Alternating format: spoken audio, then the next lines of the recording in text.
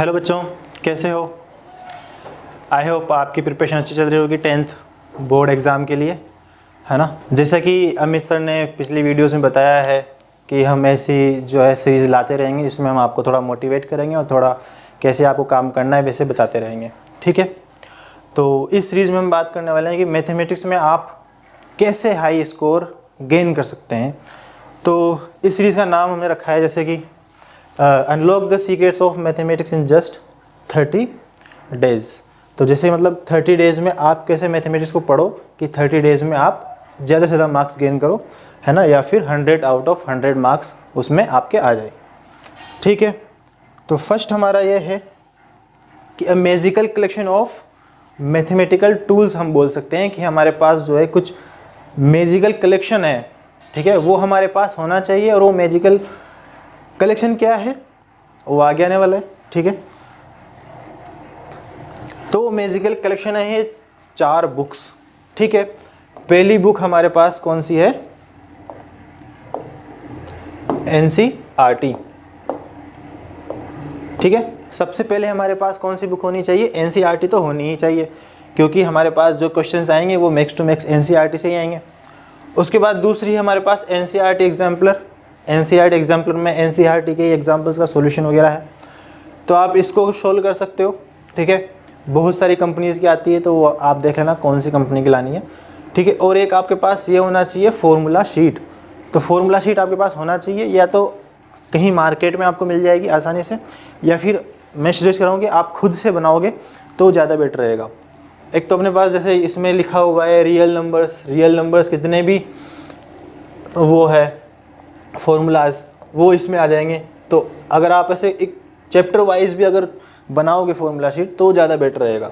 जैसे यहाँ पे लीनियर इक्वेशन इन 2 वेरिएबल के हैं, तो ये सारे के सारे फॉर्मूले यहाँ पे आ गए लीनियर इक्वेशन 2 वेरिएबल के। यहाँ पे पॉलिनोमियल के, तो यहाँ पे सारे पॉलिनोमियल के फॉर्मूले आ गए। यहाँ पे ये इंपॉर्टेंट फार्मूलाज आइडेंटिटीज़ आ गई, ठीक है, कोऑर्डिनेट ज्योमेट्री, और ऐसे सारे के सारे जो है चैप्टर्स उनके फॉर्मूला शीट आप तैयार कर सकते हो। तो आपको ये फॉर्मूले फिर आप अगर आप चाहो तो आपकी जो वॉल है या दीवार है वहाँ पे चिपका सकते हो, आपने टेबल है वहाँ पे चिपका सकते हो आसानी से, ताकि ये आपको दिखता रहे। तो अगर जितना ज़्यादा देखोगे इसको उतना ही ज़्यादा याद होगा। प्लस PYQ की बुक आपके पास होनी चाहिए, जिसमें 10 ईयर्स PYQ तो होने ही चाहिए, ठीक है। तो ये कुछ मैथमेटिकल टूल्स है अपने पास, मैजिकल टूल्स हम बोल सकते हैं, ठीक है। ये तो हमारा गांडीव है, ठीक है, ये तो हमारा क्या है? गांडीव है, पार्थ का गांडीव, कि हम यहाँ से जो भी चलाएंगे, ठीक है ना। और ये सारे के सारे ये भी मान लो कि तीर है, तो ज़्यादा काम कौन सा आएगा? गांडीव आएगा, ठीक है। फिर ये तो तीर हो गए अपने, ठीक है। तो ये भी हमारे पास होने चाहिए, और ये तो होना ही चाहिए, ठीक है। तो जैसे कोई सैनिक युद्ध लड़ने जाता है तो उसके पास सारे हथियार होते हैं ना, चाकू वो लेके चलता है ना, अपनी गन वगैरह सब लेके चलता है। तो हमें ये चारों टूल्स मैथ्स के साथ में लेके चलने हैं, ठीक है। फिर आगे हमारे पास आएगा, ठीक है, वक्त से लड़कर जो नसीब बदल दे इंसान वही जो अपनी तकदीर बदल दे। तो आपको क्या करना है? वक्त से लड़ना है, क्योंकि आपके पास कितने दिन बचे हैं? 30 डेज़ ही बचे हैं, ठीक है। बाकी के जो 15-20 दिन हैं उनमें तो आपको रिवीजन करना है और प्रॉब्लम्स को सोल्व करना है, ठीक है ना। और बाकी और भी तो सब्जेक्ट्स है, यही थोड़ी है कि आपके पास सिर्फ मैथमेटिक्स है, तो और सब्जेक्ट्स भी है। तो आपको अपना जो समय है 30 दिन या 35 दिन या 40 दिन का, तो उसमें आपको क्या करना है? कुछ स्टडी प्लान जो है वो मैं बता रहा हूँ आपको, वो फॉलो करना है और उसको स्ट्रिक्टली फॉलो करना है। ऐसा नहीं है कि एक दिन फॉलो किया और फिर छोड़ दिया। अगर आप अच्छे से पढ़ रहे हो और आपको प्रिपरेशन करनी है, आपको ज़्यादा से ज़्यादा नंबर लाने हैं मैथमेटिक्स में, तो आपको ये प्लान जो है स्ट्रिक्टली फॉलो करना पड़ेगा। वो प्लान क्या है? फर्स्ट ऑफ ऑल, जो हमारे पास 2 सब्जेक्ट हैं, मैथमेटिक्स और बेसिक मैथमेटिक्स, ठीक है ना, 2 टाइप अब डिवाइड कर दिए हैं। तो स्टैंडर्ड मैथमेटिक्स में अपने 70 to 80% जो है वो एनसीईआरटी से क्वेश्चंस आते हैं, और बेसिक मैथमेटिक्स में 90 to 95 क्वेश्चन जो है, 90% क्वेश्चन जो है एनसीईआरटी से आते हैं। इसका मतलब अगर आपने एनसीईआरटी कर ली है, इसका मतलब अगर आपने एनसीईआरटी कर ली है विद एग्जाम्पल्स और एक्सरसाइजेस, ठीक है ना। तो एक्सरसाइज और एग्जाम्पल अगर आपने कर लिए, जितने भी एग्जाम्पल इसमें हैं वो सब भी आपको करने हैं, ठीक है। अगर आपने ये काम कर लिया, इसका मतलब आपके स्टैंडर्ड मैथमेटिक्स में तो 70 to 80% सिलेबस ख़त्म हो गया, और बेसिक मैथमेटिक्स में 90 to 95% सिलेबस ख़त्म हो गया। ठीक है, अब जो स्टैंडर्ड मैथमेटिक्स है उसमें बचा है अपने पास 20 to 30% सिलेबस, और यहाँ भी बचा है 5 to 10% सिलेबस। वो कहाँ से कवर होगा? वो आपका कवर होगा जो हमारे ये 4 मैजिकल टूल्स है यहाँ से। जब आप PYQ लगाओगे तो आपको पता चलेगा कि कुछ अलग अलग टाइप के क्वेश्चंस भी आ रहे हैं, जैसे केस स्टडी बेस्ड क्वेश्चन हो गए। केस स्टडी बेस्ड क्वेश्चन आते हैं CBSE के पेपर में, ठीक है, तो वो आपको यहाँ से मिल जाएंगे। केस स्टडी बेस्ड क्वेश्चन ऐसे नहीं है कि कहीं और जगह से आ रहे हैं, वहाँ पे अपना मैथमेटिक्स ही काम आएगा, NCERT ही काम आएगी, पर आपको पता लगाना है कि कौन सा चैप्टर वो है, केस स्टडी बेस्ड कौन से चैप्टर से क्वेश्चन आया है वो पता लगाना है, और वो चीज़ें अपन को अप्लाई करनी है। तो अगर वो आप चीज़ें सीखनी है तो ऑब्वियसली आपको क्या करनी पड़ेगी? प्रैक्टिस करनी पड़ेगी PYQ की। ठीक है, इसके बाद नेक्स्ट जो है, अब सबसे पहले जब हमें पढ़ना है तो सबसे पहले हम करें क्या? तो सबसे पहले हमें क्या करना है, पढ़ना कैसे है? सबसे पहले PYQ लगाओ, एक आध PYQ लगा लो। PYQ लगाने के बाद हमें पता चलेगा कि कौन से क्वेश्चन आपको आ रहे हैं और कौन से क्वेश्चन आपको नहीं आ रहे हैं। और जो क्वेश्चन आ रहे हैं इसका मतलब वो आपका स्ट्रॉन्ग टॉपिक है, और जो क्वेश्चन नहीं आ रहे हैं या फिर फॉर्मूले याद नहीं है तो वो आपका वीक टॉपिक है। तो वीक टॉपिक को फिर हमें स्ट्रॉन्ग करना है। ठीक है, अब वीक टॉपिक्स को स्ट्रॉन्ग कैसे करते हैं? सबसे पहले हमें क्या करना है? Review fundamental. ठीक है, कुछ बच्चे ऐसे होते हैं जिनको ना तो HCF निकालना आ रहा है, ना LCM निकालना आ रहा है, उनको पता ही नहीं है प्राइम नंबर क्या होता है, उनको पता ही नहीं है डिवीज़न कैसे करते हैं, उनको पता ही नहीं है मल्टीप्लाई कैसे करते हैं। कुछ बच्चे ऐसे भी है। तो सबसे पहले तो आपको आपके जो फंडामेंटल्स है, मल्टीप्लाई करना है ना, ये सब कुछ सीखना पड़ेगा। तो डेज फ्रॉम 1 to 7, 7 दिन बहुत है ये सीखने के लिए। अगर आप अच्छे से कर रहे हो, स्ट्रिक्टली ये प्लान फॉलो कर रहे हो, तो 7 days इज़ इनफ। ठीक है, तो सबसे पहले आपको LCM HCF निकालना सीखना है, क्योंकि आपका जो फर्स्ट चैप्टर है रियल नंबर्स, उसमें HCF LCM से ही रिलेटेड कोई क्वेश्चन आता है, या फिर क्वेश्चन आता है prove that √5 is irrational number, prove that 3 + √2 is irrational number, ऐसे क्वेश्चंस आते हैं। अब आपको अगर पता ही नहीं होगा कि 2 + 2 √2 इरेशनल है क्या, अगर पता ही नहीं है कि कौन रेशनल होता है कौन इरेशनल होता है, तो आप कैसे प्रूव कर दोगे इस क्वेश्चन को? नहीं कर सकते।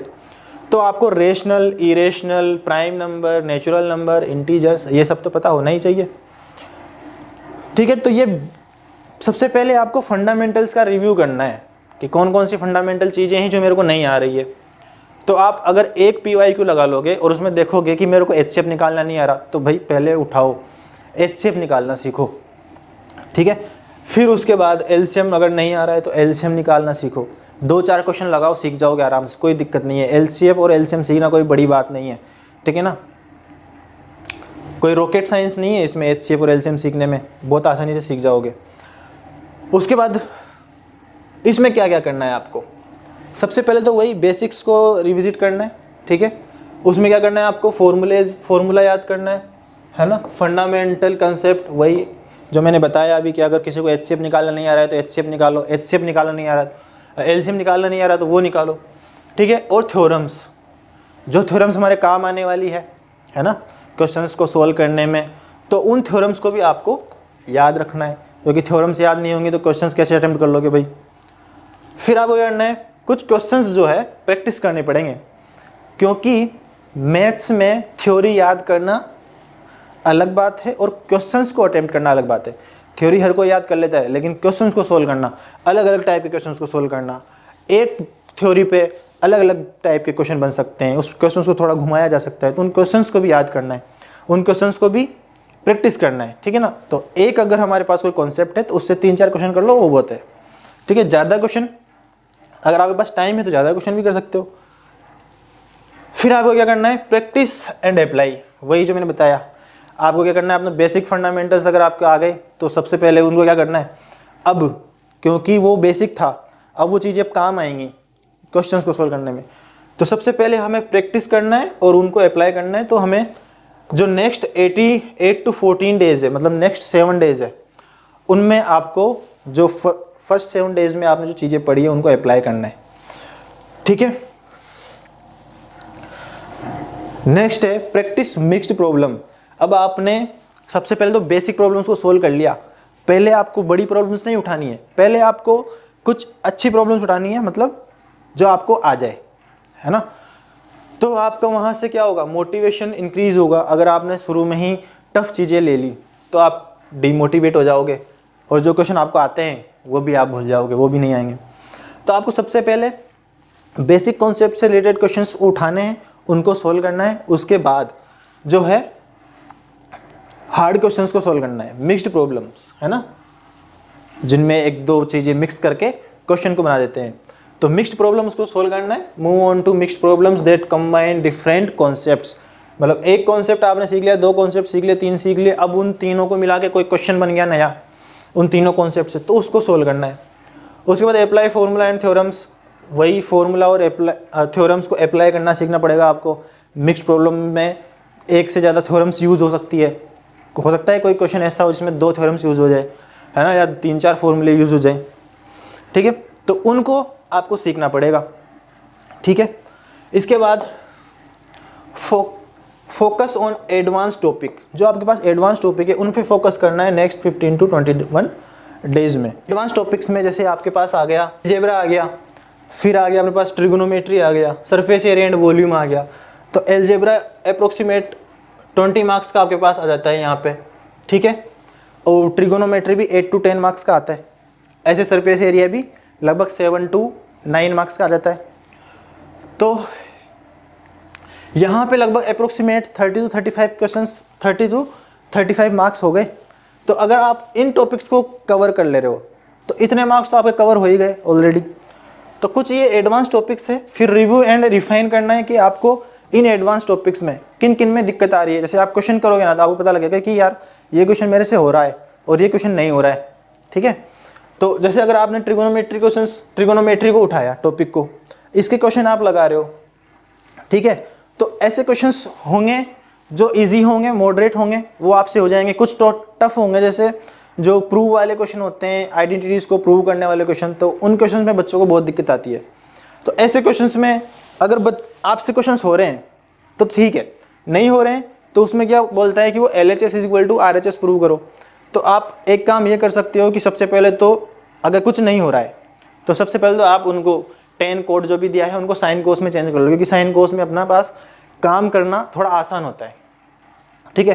तो जब भी ट्रिगोनोमेट्री का क्वेश्चन आए और आपसे अटेम्प्ट नहीं हो रहा है तो उसको अटेम्प्ट करने के लिए क्या करो, सबसे पहले तो साइन कोस में चेंज कर दो और फिर LHS को अलग थोड़ा सोल्व कर लो, RHS को थोड़ा अलग सोल्व कर लो।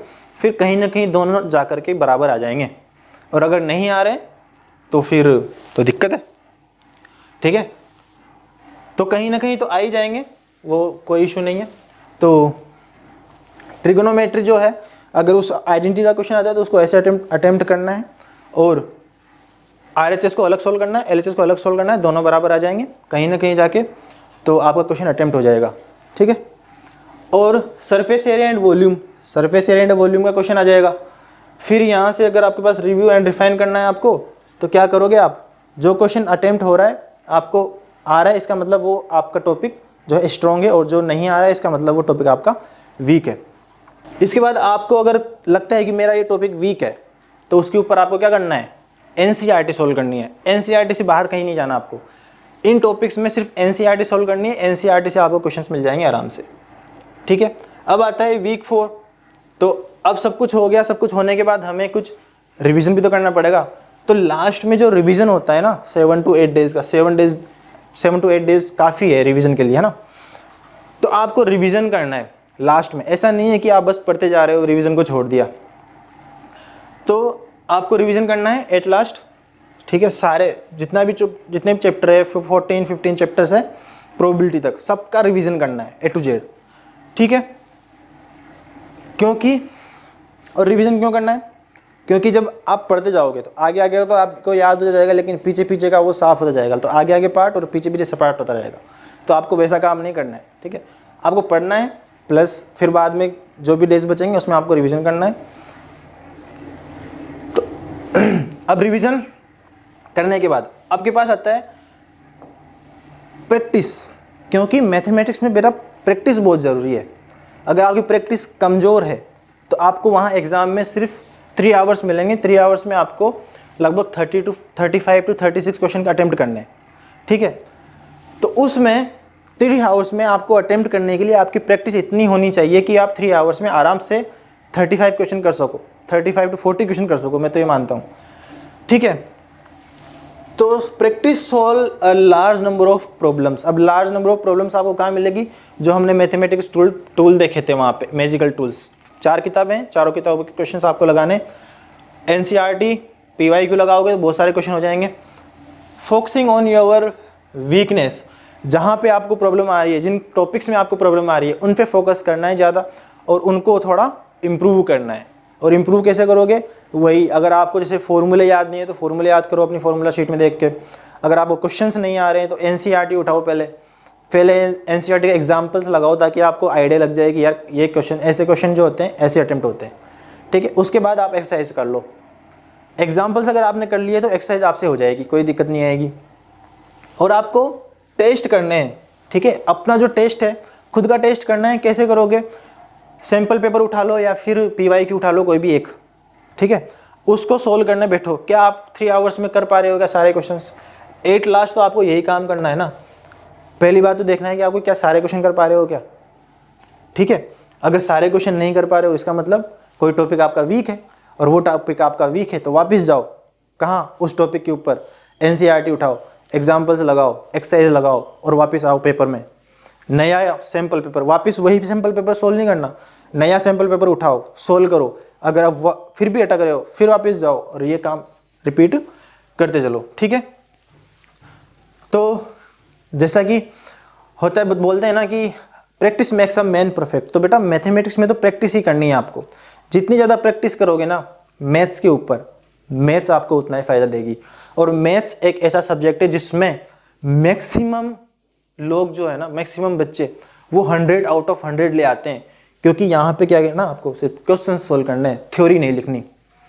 तो क्वेश्चन सोल्व करना और थ्योरी लिखना, थ्योरी में तो आपके क्या है ना, थोड़े बहुत मार्क्स इधर उधर से काट भी लेगा टीचर, लेकिन अगर आपने सारी स्टेप सही लिखी है तो टीचर को मैथ्स में नंबर काट ही नहीं सकता, ठीक है।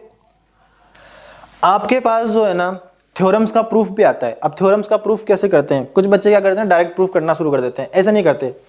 जब आपके पास थ्योरम आती है तो सबसे पहले थ्योरम का स्टेटमेंट लिखा जाता है, ठीक है। थ्योरम का स्टेटमेंट लिखा जाता है, फिर लिखा जाता है कि थ्योरम में क्या क्या गिवन है। तो थ्योरम में हमें क्या क्या गिवन है वो लिखना है।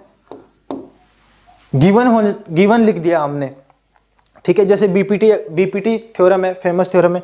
बीपीटी आप प्रूव कर रहे हो तो बीपीटी में सबसे पहले क्या दिया है कि साइड्स का रेशो इक्वल है तो लाइंस जो होंगी पैरेलल हो जाएंगी, तो यहाँ पे वो लिखना पड़ेगा पहले, ठीक है। फिर उसके बाद कंस्ट्रक्शन, जो भी आप उसमें कंस्ट्रक्शन करते हो वो आपको करना पड़ेगा, ठीक है। आप क्या कंस्ट्रक्शन कर रहे हो उसमें, है ना। एग्जामिनर को थोड़ी पता है, चेक करने वाले को थोड़ी पता है आपने क्या कंस्ट्रक्शन किया है उसमें, तो आपको बताना पड़ेगा कि हाँ मैंने ये कंस्ट्रक्शन किया है। फिर सब कुछ हो जाने के बाद फिर आता है प्रूफ। आपको क्या प्रूफ करना है? तो टू प्रूफ, ठीक है ना, टू प्रूफ, वो चीज प्रूफ करनी है तो वो टू प्रूफ लिखो, फिर उसके बाद उसको प्रूफ कर दो, ठीक है। तो ये आपका थ्योरम लिखने का मेथड होगा। ऐसे आपको थ्योरम्स लिखनी है। और क्वेश्चन जब आप अटेम्प्ट करोगे मैथमेटिक्स में तो सबसे पहले क्वेश्चन में क्या क्या गिवन है वो लिखना है, ठीक है। फिर उसके बाद आप उसका सॉल्यूशन करना शुरू करोगे। और एक बात और, जब बच्चे पेपर को सोल्व करते हैं ना तो सेक्शन वाइज क्वेश्चंस को सोल्व नहीं करते, section A, section B, section C सबको मिक्स कर देते हैं। तो आपको ऐसा नहीं करना, क्योंकि टीचर की मेंटलिटी होती है कि यार हम सेक्शन ए चेक कर रहे हैं ना तो सारे क्वेश्चन सेक्शन ए के आने चाहिए, सेक्शन बी चेक कर रहे हैं ना तो सारे क्वेश्चन सेक्शन बी के आने चाहिए। तो आपको सबसे पहले सेक्शन ए सोल्व करना है, जो क्वेश्चन आ रहे हैं आपको कर दो, जो नहीं आ रहे हैं उनको छोड़ दो, है ना। और सेक्शन ए में तो MCQ आते हैं तो MCQ लेके तो आप जगह छोड़ सकते हो, कोई दिक्कत नहीं है। सेक्शन बी में आपके 2-2 मार्क्स के क्वेश्चन आते हैं, तो 2-2 मार्क्स के क्वेश्चन आते हैं, तो जो जो आ रहे हैं आपको उनको अटेम्प्ट कर लो, जो जो नहीं आ रहे हैं उनको सर्कल कर दो कि भाई हमने ये क्वेश्चन नहीं किए हैं, अभी इनको करना बाकी है। फिर section C, same section C में करो, जो जो आ रहे हैं उनको अटेम्प्ट कर लो, जो जो नहीं आ रहे हैं उनको सर्कल बना दो। ऐसे सेक्शन डी और सेक्शन ई में करना है। फिर जब सारे क्वेश्चन हो जाए आपके पास, ठीक है, जब सारे क्वेश्चन हो जाए जो आपको आ रहे हैं, फिर वापस आ जाओ सेक्शन बी पे, जो क्वेश्चन नहीं किए हैं आपने वो सर्कल कर रखे हैं और आपको आगे याद कि मुझे यार ऐसे ऐसे कर देगा, तो वापस लिखो सेक्शन बी, ठीक है, सेक्शन बी लिख के उसके नीचे वापस उस क्वेश्चन को कर दो। और जब भी कॉपी में लिखो सेक्शन ए लिख के, ठीक है, तो सेक्शन ए लिख के, ठीक है, फिर आपको थोड़ा सा उसको बोल्ड कर देना, बोल्ड कर देना सेक्शन ए को, फिर उसके नीचे सेक्शन ए करना, फिर सेक्शन बी उसको थोड़ा सा बोल्ड कर देना, फिर उसके नीचे सेक्शन बी करना शुरू कर देना। ऐसे आपको इस क्वेश्चन पेपर को अटेम्प्ट करना है। आपकी रिप्रेजेंटेशन भी मायने रखती है पेपर में, ठीक है। तो आई होप आपको ये सारा कुछ समझ में आ गया हो, कैसे क्या करना है हमें, ठीक है। अगर आपको नहीं समझ में आया तो एक बार फिर इस वीडियो को आप देख सकते हैं। तो आपके एग्जाम्स के लिए आपको बेस्ट ऑफ लक, और ऐसी सीरीज़ जो है अब आती रहेगी। तो नेक्स्ट सीरीज में फिर हम मिल लेंगे, ठीक है। तब तक के लिए बाय बाय।